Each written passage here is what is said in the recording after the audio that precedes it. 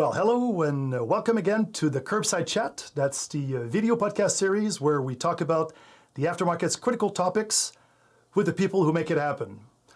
Our host today is once again Bob Jaworski, our AIA past chairman, and that's going to be Bob's last appearance as we conclude today's season 2 of the Curbside Chat. Now, before we begin, I would like to also take the opportunity to acknowledge all of our Season 2 sponsors. Thank you very much. I know that you're all again coming back to support us also for Season 3, and that's much appreciated. I also would like to remind you that we're going to be taking questions throughout the show. So be sure to post your questions in the QA box, and we're going to do our best to get to all of them before the end of the show. So without further ado, let's bring Bob to introduce today's guest. Bob? Good afternoon, JF, and hello, everyone. Thanks for joining us here today. Our guest on today's episode is John Washbish. John is the president and CEO of Aftermarket Auto Parts Alliance, Inc. And today we are going to be discussing what's going on in the global world when it comes to consolidation at a supplier level and how consolidation is affecting the quality of the parts that we're being supplied in the aftermarket in respect to the good, better, best approach to pricing. Hi, John, and it's great to finally be able to do our Curbside Chat. I know you were caught up in the disaster we call air travel last time we were scheduled, so welcome to Curbside Chat today. Thank you, Bob. It's a privilege and a pleasure to be here. And the good news about lousy airfare and air transportation is it makes us all want to drive our cars more. That's a very good point. Yeah. Well, let's get right into it. My first question, John, I know you have a close working relationship with the supplier community. I'm curious to hear your perspective on where we are regarding the ongoing consolidation that we see today. Right. Thanks, Bob. First, a point of clarification. JF mentioned that this was your last appearance. I hope he just meant on this show, because I'm looking forward to seeing you at other events. So I just wanted to clarify that. So consolidation, I see two pieces of it, Bob. First, on the aftermarket side, and we're talking suppliers because that's what you wanted to talk about. On the supplier side, you've continued to see the amount of acquisitions continue, mergers, et cetera, on the aftermarket side. It's going to continue. And I think where there are a couple reasons why. One is with all the electronic ways to communicate, all the virtual meetings that we can have now, the physical locations of headquarters are not as important as they used to be. So it's much easier to put companies together than it was before. The second piece is we're all aware of the tremendous amount of cash that's on the sidelines. And that's businesses that want to get in this great automotive and truck parts aftermarket. So you're going to continue to see the aftermarket consolidation happen just because there's a lot of money and there's a lot of old people and the money are ready to buy out the old people. And it's going to happen. Moving over to the OE side, if I may more, I think you're going to see some consolidations there, and it's going to happen in two pieces. One of them, we got this whole thing about electronic cars. And I'm going to tell you right now that that's way overstated. It's politically imposed. But what that means for the next 10 to 20 years, we're still going to be very involved with ICE engines, internal combustion engines. But I see a lot of people saying, I'm scared of that. I want to get out of that. So look for major consolidation on the ICE engine platform. So if you're a guy selling pistons, if you're a guy selling engine bearings, I can see you getting rolled up by some of the big companies that are smart enough to know there's going to be a lot of money to be made on ICE engines over the next 15 to 20 years on the OE side. And then you're going to have the other side of the OE game that's really chasing the electric vehicle. And how do we get lined up for that? So the consolidation on the aftermarket is definitely going to continue on those manufacturing companies. On the OE side, look for the ICE engine consolidation, and then look for those people that are interested in going after the electric vehicle. Good, interesting perspective on that, John. I'm going to throw a kind of a side question to that, and this has been something that's kind of been on my mind for a long time. And it's just been my personal opinion that, these large suppliers, a lot of ones that are consolidating, they're publicly traded or they're owned by large equity companies. I just believe that they're under a lot of pressure to make business decisions on short-term results rather than long-term strategy that maybe some of the privately owned firms used to function on.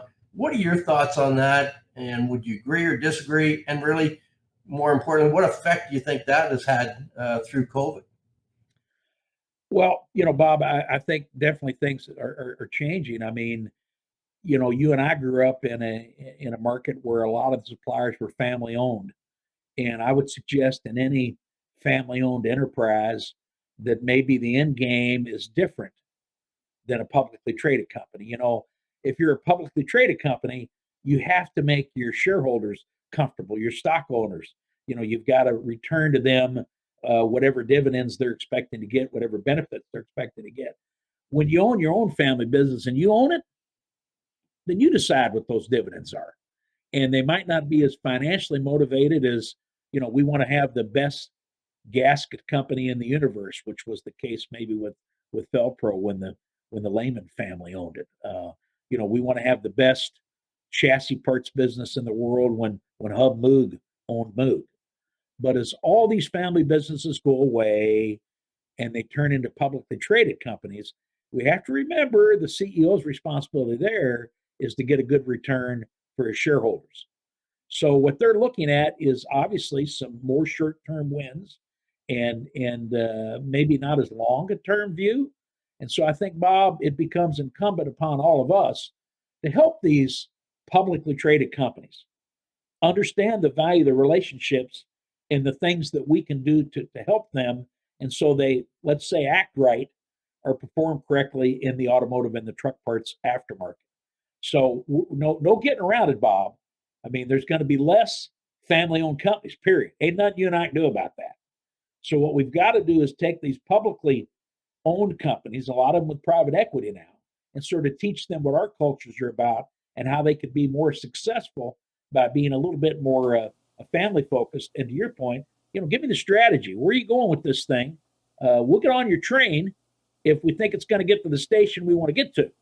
But if it's going to a different station than where you and I want to go, we need to select another train. John, I want to step in here because you're right. Obviously, organizations are changing, but isn't it that in many cases there's more like a generation change as well? There's a change of generations taking over, and from that perspective, how do you think that's going to impact? Or how does that new generations is adapting to that new reality? Well, actually, the new generation is becoming more relationship focused than what they get credit for. I think a lot of the new generation gets accused of, they do everything on this click, click, click, click, and there's no relationship behind it. And I would suggest that they are just as interested in the relationship. What they're trying to push is the speed. We got to do things faster. We got to make decisions quicker. And so I think as long as organizations can help the new generation, do those type of things, and I think the new generation is looking for somewhat different work environments. I mean, virtual certainly caused a lot of changes in people and where I can work from and where I am. I think we're looking at more dynamic organizations because of the old days, JF, where everybody had to be in the office or this doesn't work. I mean, we use the Alliance. We have a number of information technology people that live in Philadelphia, in Austin, in Florida, because they don't have to be physically in our building to make things happen. So I think a lot of the game now is thinking out of the box. How do we have a global footprint working everywhere and still maintain that relationship? And that's a lot of what I think the successful young people are doing, are fighting for the relationship. JF, you're a great supporter, AIA is, of the aftermarket and certainly the Auto Care Association down in the States. And you're involved with this group. You're familiar with Yang, which is the Young Auto Networking group.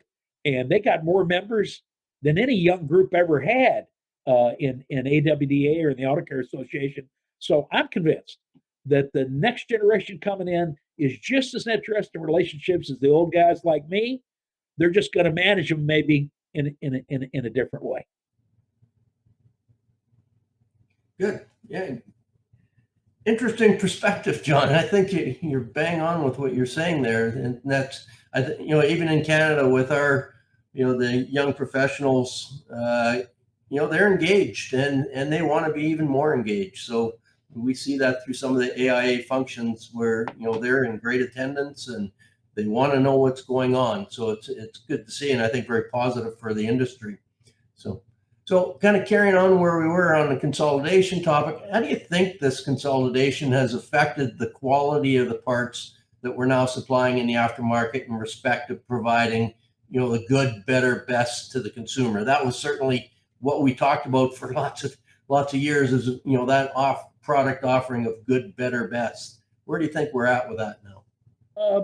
Bob, two things. First, generally speaking, I think the quality on aftermarket parts, whether they be light duty or heavy duty, is better than we've ever seen it. I mean, once again, generally speaking, the quality is pretty good. Now, we all got carried away in this good, better, best routine, which is maybe more of a retail comment than a professional installer comment, but we're there.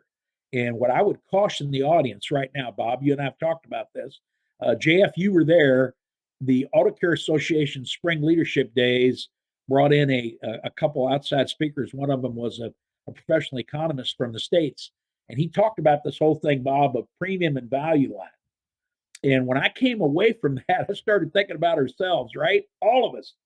Over the last 2 years with the pandemic, you could sell anything you had on your shelf. So let's take, if I may, let's take brake rotors. Most of us have a standard rotor or entry, if you want to call it that. And some of us have a premium. Most of us have a premium. So there's at least two.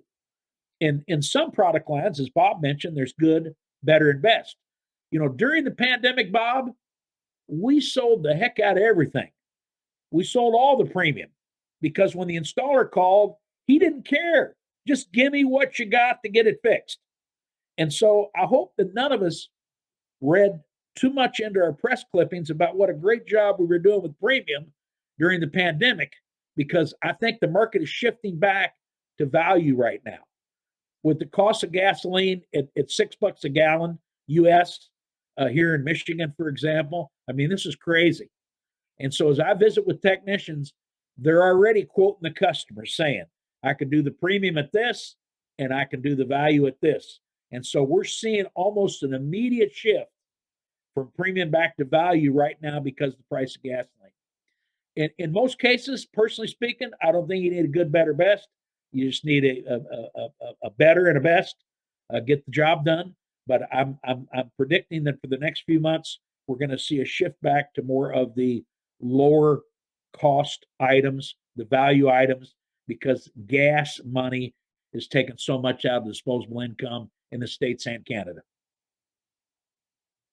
Yeah, and if you're in Canada and heard the announcement today, the Bank of Canada just increased interest rates by a full percentage point. So that's certainly even going to tighten things up further. Anybody who's carrying mortgages, things like that, needing financing, that is now going to service more interest costs. So it is going to have an effect, and people are going to be watching their budget. So, Auto Care meeting, they had somebody from the Federal Reserve Bank there that mentioned that the 0.75 of a point change that the Feds made down here was the biggest move they had made since 1984.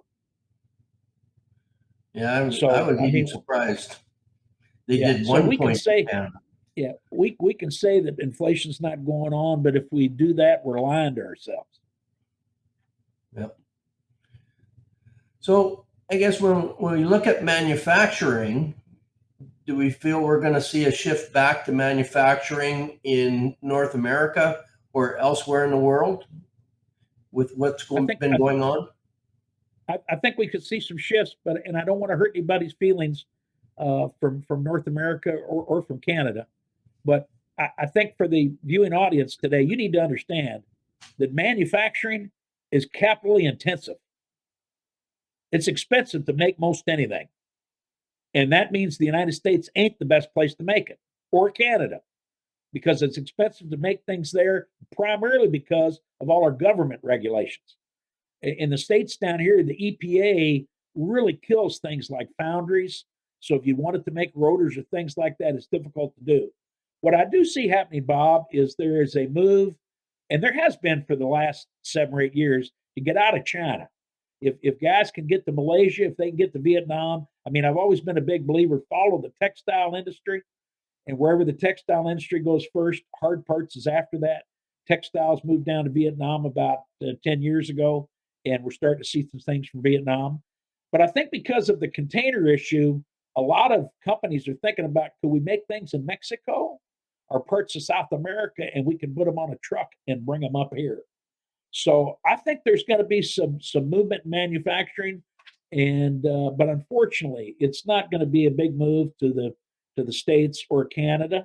I don't believe that that's possible because of the pure capital intensity to get into most manufacturing from a bottom up. Now, I'm not saying that some electric car guy's not going to try his game or whatever the case may be, but for most of the parts that guys, Bob, like you and I need, they're probably going to keep coming from other sources that aren't manufacturing in the States and Canada.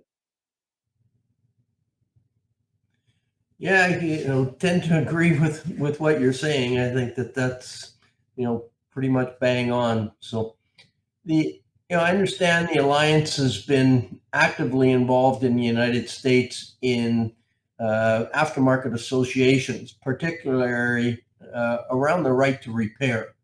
How important do you think it is to participate in those activities at all levels of the aftermarket? Thank you for that question. I mean, it's essential for our survival in the automotive and the truck parts aftermarket that our technicians have access to the information they need to repair the vehicles.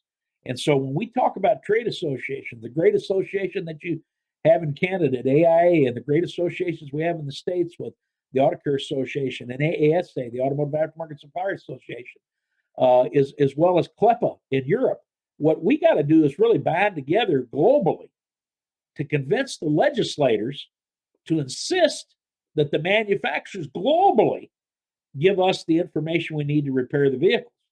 And so I think that my concern today is that we got somebody like Volkswagen, okay? Now, they ain't based over here. They're based in Germany. We need the aftermarket people in Germany to be telling them the same story that we're telling here. And so our job now is to be able to convince the legislators globally that don't worry about giving us access to electronic information. We're not going to drive the car off the cliff with a bunch of people in it. But we need all aftermarket organizations, associations, the Europeans, the Australians, the South Americans, the Mexicans, the North Americans. Bob, we all got to get on the same page and convince the legislators globally to give us this information, because it's never going to happen country by country. It's going to have to be an all or nothing game. And that's where the trade associations is helping some the most. And we all have to get involved. And we get involved by supporting JF and AIA and whatever leadership flag JF is going to fly to help us come together globally and support this cause. Great. Appreciate that.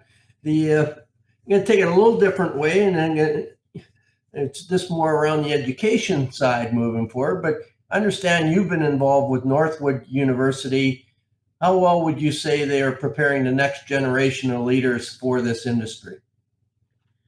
Well, I mean, it's unfair to ask me because I'm a graduate of Northwood, and I'm going to say I'm a testament to how well they're prepared to be in this industry. But take me out of the equation. We have a number of employees at the Aftermarket Auto Parts Alliance that are Northwood graduates. We have a number of our shareholders that have Northwood graduates working for them, and there is a whole host of our vendor channel partner community that has very influential Northwood graduates working for them. So Northwood is a great school to teach about the aftermarket, but more importantly, what I'm looking for is a school that's teaching you about business. And because making profits is nothing to be ashamed of. It's something we should talk about. And we like Northwood. With the greatest respect, they're not a liberal arts college. They're a real business college. So they really pound you with ABCs and with mathematics. And so what we find is that when we hire a Northwood graduate, they're 4 or 5 years in front of most graduates just to understand the business and how it works and where we're supposed to go. And obviously, because they've been brought up around car dealers and aftermarket people, they assimilate very quickly into our organization. We have a Northwood intern working for us this summer by the name of Elise Richardson. She's a really, really sharp young gal. And you say, what turns this girl on to the aftermarket? Her dad is the catalog manager at BCA. So she sort of grew up in the business. We hired a young lady 2 years ago, Kendall Schaus, who's on our sales team, doing a fabulous job for us, working national accounts. And I got a catalog manager that's an Northwood graduate. But I'd say that the problem with Northwood is they're not graduating enough kids. And so I know that our last time we went looking, there were only a couple candidates left that we could get, because most of the aftermarket graduates have jobs long before they graduate. But Northwood's a great school. It also owns the University of Aftermarket, and the University of Aftermarket teaches a number of executive courses for those of us that are already out of the university.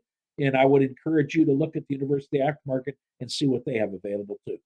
Well, John, I've got to step in here, John, and say, well, thank you very much for the support of, your statement about the support for the associations. You're so right about the importance on the right to be paired, to be engaged with the association.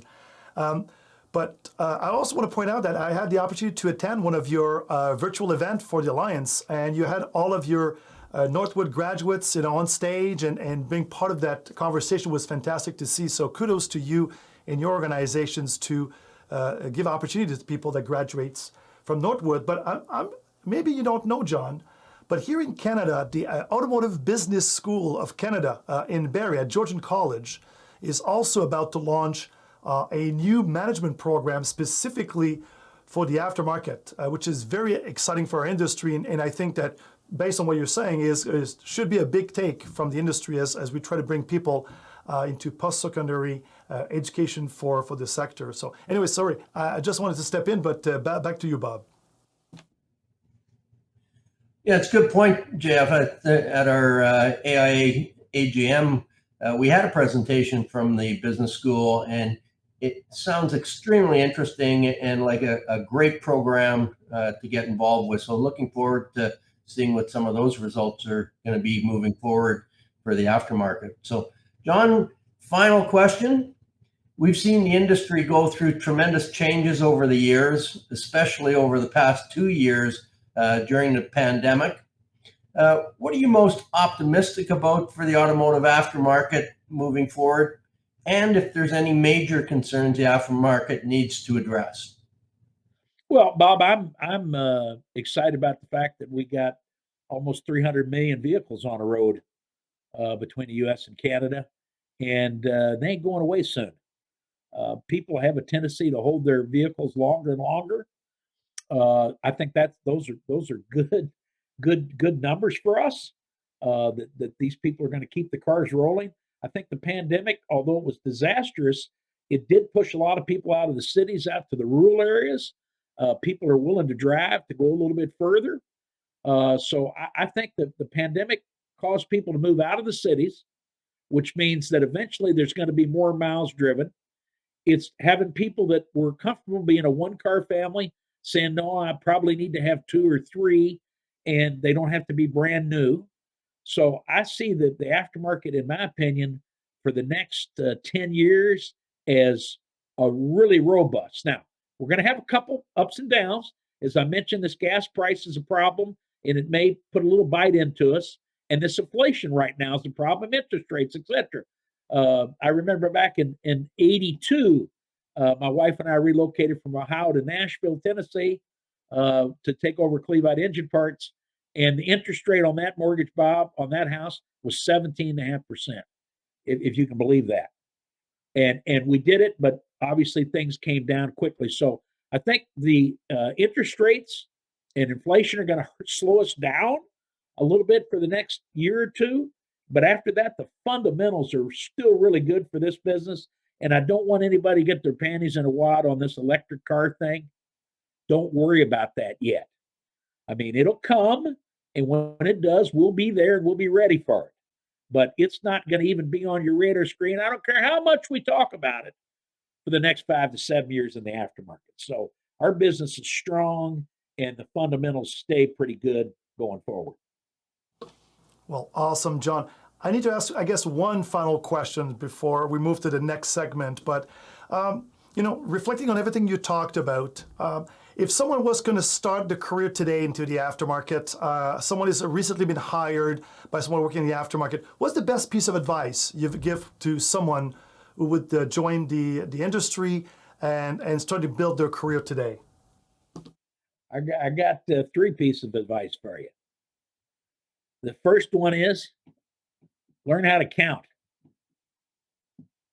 I know that sounds crazy, but people all the time are saying, let's do this. Let's do this. Okay. What does it mean? How much is it going to cost to do that? And what's the benefit out of it? So when you come to your boss with your harebrained idea, make sure you got some math around it. Because if you're coming to me with an idea, if you don't have what it's going to cost and what the return is, I don't want to talk about it. We're not here for fiction. We're here for reality. So the first thing is, kids, learn how to count. I'm not talking about being a CPA, just some simple math. What the hell does this thing mean? That's number one. Number two, can you bring a little E&E to the party, JF? A little excitement and a little enthusiasm. I mean, are you really interested in what we're doing here? Then let's see what it is. And then number three, which is sort of an old standby that my mom taught me, could you try having a little manners? Would you consider saying thank you and please and good job? And maybe somebody sends somebody a congratulations note or we thank you note. So give me some manners, give me some E&E, some excitement and enthusiasm, and learn how to count. That's my advice. I love it. Be grateful, be thankful. Thank you, John. Well, for the final segment of today's shows, I'm going to give it back again to Bob to do the rapid fire question round. Bob? So, John, we have 5 questions. Tell us the first thing that comes to mind, and you have 2 minutes to answer all 5 questions. So the blue light. Labatt's blue light. Well, that wasn't the first question. Sorry. Yeah. Could be. Make and model of your first car. 1962 Chevy Nova 4-door with a flathead 6. Rotted out floorboards. Nice. Rotted out floorboards. There's an honest answer for a car. My dad bought it from a chicken farmer for $200 cash in Frankfort, Kentucky. We drove it back on the new expressway. Couldn't go over 35 miles an hour. And it's good we couldn't because all the gravel and shit was blowing through the floorboard in my face.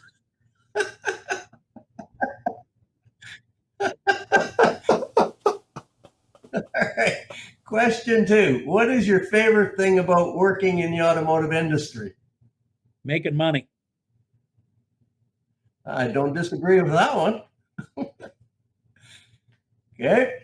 What are you terrible at but love to do anyway? Okay, I was thinking some comments my wife might have about that, but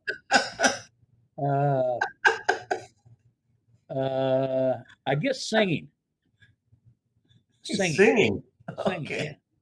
Yeah. I could go there too. Other than I only sing by myself. So no, I sing and play the drums, and I'm not good at either one of them. Number 4, what is the one common myth about your profession that you want to debunk? Well, I'm not from a junkyard. That's true. No, Bob, I say that. I remember Carol and I, we moved to Ann Arbor, Michigan in 1987. Nice neighborhood, go to the first block party, meet everybody. I'm a doctor, I'm a dentist, I'm a lawyer. What are you doing? I'm in the auto parts business. They all turned around and walked away. And later I asked them what the deal was, and they said, we felt like you were a junkyard guy. And I said, if I was a junkyard guy, I wouldn't be living in this cheap neighborhood. I'd have a really big house someplace because there's huge money in junkyards. See, people, they don't understand us in the aftermarket. Yeah, that's very true, because I can concur that lots of times I'll say what I do, and the first thing, oh, you're You're a mechanic, you fix cars. I wish I was that talented. I'm not that good. Yeah, exactly. I stay away. That's a scary proposition. So, what is the most memorable road trip that you've been on, and where did you go? So is this a business road trip or like a personal road trip? Well, it could be either or. Could be one of each. Okay, well, I think the most memorable business trip is I went to India to break ground on a Rebestis friction plant in 2008. And it was a memorable trip because the day after the groundbreaking and the celebration, we had a pretty big party. And maybe I entertained myself too much at the party ball. And so the next day, it was hard to get started. Limo picked me up because I was going out to a plant. And we rode for about 2 hours. And when I woke up or came to in the limo, I looked out, and standing next to me was a camel pulling a 2-wheel cart. And I'm like, what? I mean, I think I drank too much last night. So that was fairly memorable. And then from a personal standpoint, my wife and I have had the pleasure to do the Rhine and the Danube River a couple times, and I enjoy that a lot. Yeah, I did the Danube as well, and that is a fabulous trip. It's so much history and information. Beautiful. The Rhine is better. The Rhine is better because they That's got a lot right. more. They got a lot more castles to see. Okay, great. Well, John, I want to say thanks for taking the time to join us here today on Curbside Chat. It's been a pleasure chatting with you, as always. To our attendees, thanks for tuning in today. And it's been, from my standpoint, a pure pleasure hosting Curbside Chat. And all the best to everyone. Thanks, Bob. It's great to be with all of my friends. Well, thank you very much, John. And thank you also to you, Bob, for hosting all of season 2 of the Curbside Chat. We're looking forward to see you all back in September for the 3rd season of the Curbside Chat as we introduce our new host. So thank you again for joining. And until next time, well, take care.